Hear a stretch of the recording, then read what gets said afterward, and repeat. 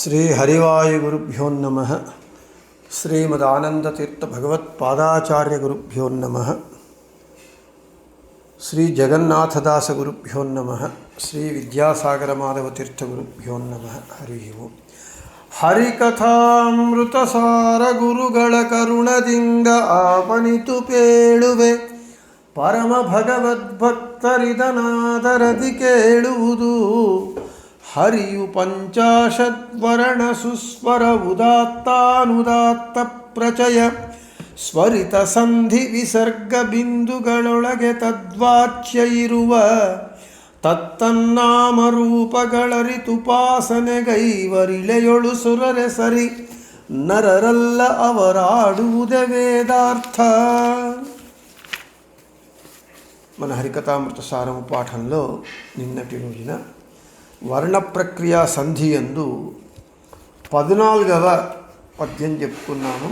అంటే కొద్దిగా అక్షర సంఖ్యలు పద్యముల సంఖ్యలు వ్యత్యాసం కావచ్చు, అయినా దానిని పట్టించుకోవద్దండి, పాఠం వినండి. మనకు వెనుకటి పద్యంలో రుద్రుడే మొదలైనటువంటి దేవతలకు జీవుని యొక్క లింగ శరీరమునందు ప్రవేశము లేదు అని చెప్పి, వారికి ఎక్కడ ప్రవేశం ఉన్నది, వారి కార్యములు ఎక్కడ వాళ్ళు చేస్తారు జీవుని దేహమునందు అనేటటువంటి విషయాన్ని ఈ 15వ పద్యంలో చెబుతున్నారు. ರುದ್ರ ಮೊದಲಾದಮರರಿಗೆ ಅನಿರುದ್ಧ ದೇಹದ ಮನೆಯೆನಿಸುವುದು ಇದ್ದು ಕೆಲಸವ ಮಾಡರು ಅಲ್ಲಿಂದಿತ್ತ ಸ್ಥೂಲದಲ್ಲಿ ಕ್ರುದ್ಧ ಕಿಳ ದಿವಿಜರು ಪರಸ್ಪರ ಸ್ಪರ್ಧಿಯಿಂದಲಿ ದ್ವಂದ್ವ ಕರ್ಮ ಸಮೃದ್ಧಿಗಳನ್ನಾಚರಿಸುವರು ಪ್ರಾಣೇಶನಾಜ್ಞೆಯಲಿ.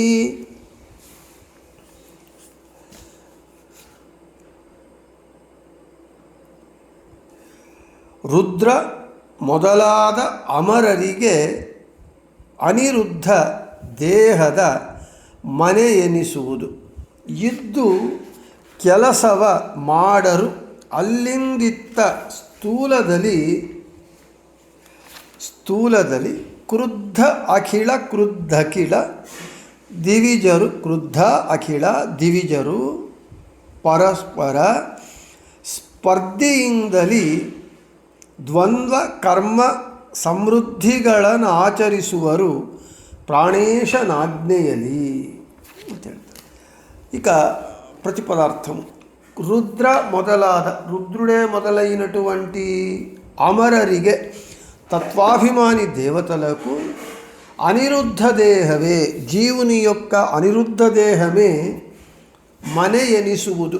అంటే వాళ్ళు ఆవాస స్థానం, అంటే జీవుని యొక్క అనిరుద్ధ దేహమునందు రుద్రుడే మొదలైనటువంటి తత్వాభిమాని దేవతలు ఉంటారు. అక్కడ ఉండి కెలసవ మాడరు, ఆ అనిరుద్ధ దేహమునందు ఉండి ఏ పనులు ఈ తత్వాభిమాని దేవతలు చెయ్యరు. అల్లిందిత్త అంటే అనిరుద్ధ దేహము పైభాగంలో ఉన్నటువంటి స్థూల శరీరమునందు క్రుద్ధఖళ అంటే క్రోధవశులైనటువంటి ఖళ, క్రుద్ధఖిళ కాదు, క్రుద్ధఖళ అంటే క్రోధ అంటే క్రోధవశులైన, ఖళ అంటే దైత్యులు, దివిజరు దేవతలు పరస్పర స్పర్ధీందలి ఒకరిపైన ఒకరు పోటీతో ఆజ్ఞేయలి జీవోత్తముడైనటువంటి ముఖ్య ప్రాణుని ఆజ్ఞ మేరకు ద్వంద్వకర్మ పాప పుణ్య కర్మలను సమృద్ధిಗಳನ್ನು శుభాశుభ కర్మలను యథేచ్ఛంగా ఆచరిస్తారు. ఇక తాత్పర్యం, రుద్రుడే మొదలైనటువంటి తత్వాభిమాని దేవతలు జీవుని యొక్క అనిరుద్ధ దేహమునందు ఉండి ఏ పని చేయకుండా అక్కడ ఉంటారు.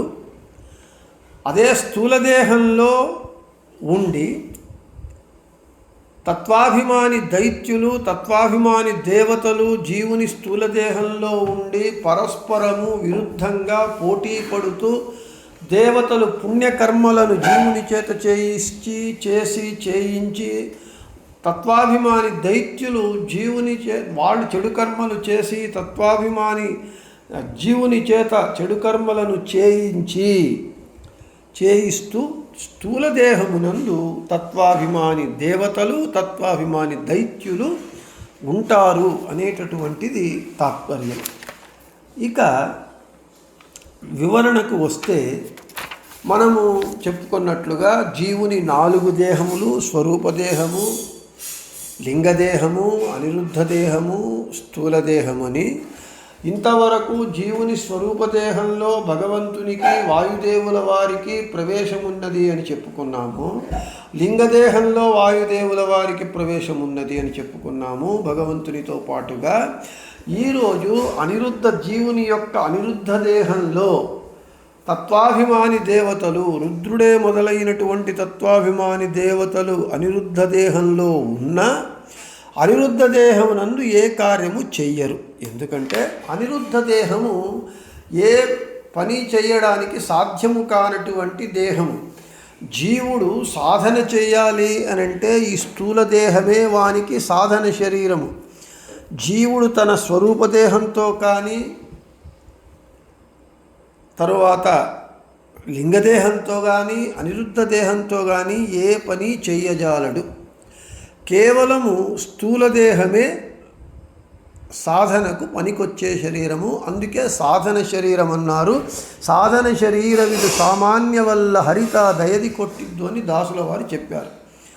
కాబట్టి తత్వాభిమాని దేవతలు, రుద్రుడు మొదలైనటువంటి వారు అనిరుద్ధ దేహంలో ఉన్న ఏ పని చెయ్యకుండా ఉంటారు. అయితే అదే తత్వాభిమాని దేవతలు జీవుని స్థూల దేహమునందు ఉండి అదేవిధంగా క్రుద్ధ ఖళజనరు, క్రోధవశులైనటువంటి దైత్యులు, తత్వాభిమాని దేవతలు ఎలా ఉంటారో తత్వాభిమాని దైత్యులు కూడా అలాగే ఉంటారు. తత్వాభిమాని దైత్యులు కూడా జీవుని స్థూల దేహంలో ఉండి ప్రాణేశనాజ్ఞని, జీవోత్తములైనటువంటి వాయుదేవుల వారి ఆజ్ఞ మేరకు, వాయుదేవుల వారు భగవంతుని ఆజ్ఞ మేరకు, భగవంతుడు ఆజ్ఞనిస్తే వాయుదేవుల వారు తత్వాభిమాని దైత్యులకు దేవతలకు ఆజ్ఞనిస్తే వాళ్ళు దేవతలు మంచి పనులను జీవుని స్థూల దేహంలో ఉండి చేయిస్తారు జీవుని చేత. అదేవిధంగా తత్వాభిమాని దైత్యులు స్థూలదేహంలో ఉండి వాళ్ళు చెడు కర్మలు చేసి జీవుల చేత చెడు కర్మలను చేయిస్తారు. ఈ విధంగా తత్వాభిమాని దైత్యులు దేవతలు స్థూలదేహంలో ఉండి జీవుడు పాప పుణ్య కర్మలు చేయడానికి వాళ్ళు కారణీభూతులై ప్రేరకులై ఉంటూ ఉన్నారు. ఈ విధంగా జీవుడు తన స్థూలదేహంతో ద్వంద్వ కర్మలను చేస్తూ ఉన్నాడు. దీనికి శృతి ద్వాసుపర్ణ సైజ సఖాయ అనేటటువంటి శృతి స్పష్టంగా ఉంటూ ఉన్నది. మన దేహము ఒక వృక్షానికి పోల్చి ఆ వృక్షపు కొమ్మ మీద ఒక పక్షి ఉంటూ ఉన్నది. ఆ పక్షి తింటూ ఉన్నది, అయినా రోగములతో బాధపడుతూ కృషించిపోతూ ఉన్నది. ఇంకొక పక్షి ఏమీ తినటం లేదు, అయినా దష్టపుష్టంగా ఆరోగ్యంగా ఉంటూ ఉన్నది. ఆ 2 పక్షులు ఏది అంటే ఈ జీవుని దేహంలో ఉన్నటువంటి ఆ పక్షి ఒకటి తినేటటువంటి పక్షి జీవుడైతే, కర్మలను అనుభవించేటటువంటి పక్షి జీవుడైతే, ఆ జీవుని దేహంలో ఉండేటటువంటి బింబరూపి భగవంతుడు తిననటువంటి పక్షి. ఇదే విషయాన్నే మనకు భగవద్గీత మొట్టమొదటి శ్లోకము ధర్మక్షేత్రే కురుక్షేత్రే సమవేత యూత్సవ మామకా పాండవాశ్చైవ కిమకుర్వత సంజయ అని ధృతరాష్ట్రుని ప్రశ్న సంజయునికి ఉంటూ ఉన్నది. మొట్టమొదటి శ్లోకంలోనే ఈ ద్వాసుపర్ణ సైజ సఖాయ అనేటటువంటి శృతి అర్థము అక్కడ చెప్పబడుతూ ఉన్నది. ఇక్కడ ధర్మక్షేత్రము కురుక్షేత్రం అంటే ధర్మక్షేత్రమైనటువంటి కురుక్షేత్ర రణరంగము అని ఒక అర్థమైతే, ఆధ్యాత్మిక అర్థం ఏమిటి అంటే ధర్మక్షేత్రము కురుక్షేత్రము అంటే ధర్మశబ్దవాచ్యుడైనటువంటి భగవంతుడి బింబరూపిగా ఈ దేహంలో ఉండటం చేత ధర్మక్షేత్రము, కురుక్షేత్రం అంటే కర్మ చెయ్యటమే స్వభావంగా ఉన్నటువంటి జీవుడు ఈ దేహంలో ఉండటం వల్ల దీనికి కురుక్షేత్రము అని పేరు. అంతేకాకుండా మామకా పాండవాశ్చైవ, మామకులు మా ప్లస్ అమా ప్లస్ క అంటే దుష్టబుద్ధి, కుత్సిత బుద్ధి కలిగినటువంటి, అపరిపక్వ బుద్ధి కలిగినటువంటి వారు దైత్యులు. మామకాహ అంటే కౌరవులని కాదు, ఇక్కడ ఆధ్యాత్మిక అర్థంలో దైత్యులు అంటే తత్వాభిమాని దైత్యులు. ఇక పాండవాహ అంటే పాండవులు కాదు, దేవతలు. పడిగతవు అంటే జ్ఞానులు అంటే దేవతలు, తత్వాభిమాని దేవతలు. ఈ భగవంతుడుండి పిలువబడే ధర్మక్షేత్రము, జీవుడుండి పిలువబడే కురుక్షేత్రము, ఈ ధర్మక్షేత్ర కురుక్షేత్ర నామధేయములతో ఉన్నటువంటి ఈ దేహంలో పాండవులు అంటే తత్వాభిమాని దేవతలు, మామకాహ అంటే తత్వాభిమాని దైత్యులు ఉండి వీరిద్దరి మధ్య నిరంతరము ఘర్షణ, యుద్ధం జరుగుతూనే ఉంటుంది. తత్వాభిమాని దైత్యులు చెడు పని చేయమని ప్రేరేపిస్తూ ఉంటారు, చెడు పని చేయించడానికి పురమాయిస్తూ ఉంటారు. తత్వాభిమాని దేవతలు మంచి పనులు చేయడానికి పురమాయిస్తూ ఉంటారు. యుద్ధం, ఘర్షణ జరుగుతూ ఉంటుంది. పరస్పర విరుద్ధమైనటువంటి మనస్థితి కలిగినటువంటి దేవతల, దైత్యుల ప్రేరణ ద్వారా మధ్య సంఘర్షణ జరుగుతూ ఉంటుంది. ఆ యుద్ధంలో దేవతలు గెలిస్తే, తత్వాభిమాని దేవతల పైచేయి అయితే జీవుడు మంచి పనులు చేస్తాడు. తత్వాభిమాని దైత్యులు వాళ్ళ పైచేయి అయితే వాళ్ళు చెడు పనులను చేస్తాడు. ఈ విధంగా తత్వాభిమాని దేవతలు, దైత్యుల మధ్య ఈ జీవుని స్థూల దేహంలో నిరంతరము యుద్ధం జరుగుతూనే ఉంటుంది. అదే చెబుతూ ఉన్నారు స్పష్టంగా ఈ పద్యంలో. స్థూలదలి క్రుద్ధ ಖಳ ದಿವಿಜರು ಪರಸ್ಪರ ಸ್ಪರ್ಧೆಯಿಂದಲೇ ದ್ವಂದ್ವಕರ್ಮ ಸಮೃದ್ಧಿಗಳನ್ನಾಚರಿಸುವರು ప్రాణేశనాజ్ఞయలి. ఏమి ధర్మక్షేత్రే కురుక్షేత్రే అనేటటువంటి శ్లోకంలో చెప్పబడినటువంటి ఆధ్యాత్మిక అర్థాన్ని యథావత్తుగా జగన్నాథదాసుల వారు ఈ పద్యంలో మనకు వివరించి చెప్పినారు అని చెబుతూ, మళ్ళీ ఒకసారి మీకందరికీ గుర్తు చేయటం జరుగుతూ ఉన్నది. మనకు హరికథామృత సారము అంటే అది కన్నడ సుధ. కన్నడ భాషలో అది ఒక మధ్వ సిద్ధాంత విజ్ఞాన కోశము. It is an encyclopedia of Madhva philosophy in Kannada language.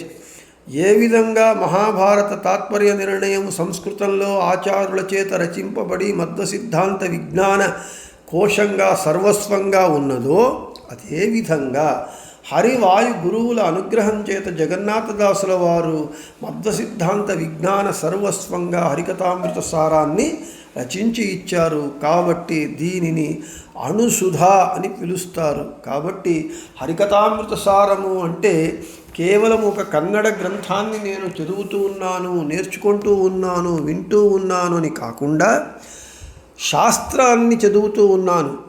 వ్యాస సాహిత్యంలో, శ్రీమన్ న్యాయసుధా గ్రంథంలో, ఆచార్యుల వారి సర్వమూల గ్రంథాలలో, మాధ్వ పరంపరలో వచ్చినటువంటి అపరోక్ష జ్ఞానులు శ్రీపాదరాజులు, వ్యాసరాజతీర్థులు, జయతీర్థులు, మహారాఘవేంద్ర తీర్థులు, మహానుభావులు వీళ్ళు రచించినటువంటి గ్రంథాలలో, పురాణాలలో, వేదాలలో, ఉపనిషత్తులలో ఏమి సిద్ధాంతము, తత్వము చెప్పబడిందో దానిని మనకు సరళీకృతం చేసి చిన్న చిన్న మాటలతో మంచి కన్నడ భాషలో మన మనస్సుకు హత్తుకునే విధంగా జగన్నాథదాసుల వారు చెప్పటం జరిగింది.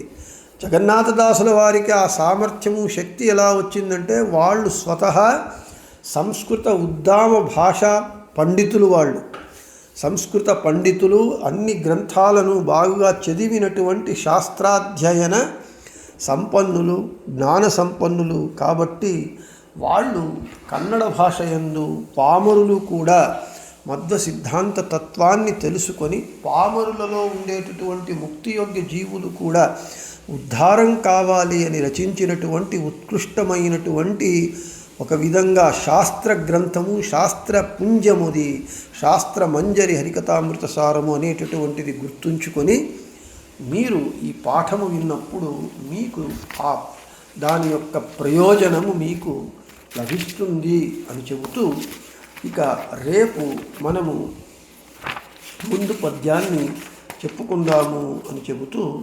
శ్రీకృష్ణార్పణమస్తు, మధ్వేషార్పణమస్తు. అందరికీ శుభమస్తు.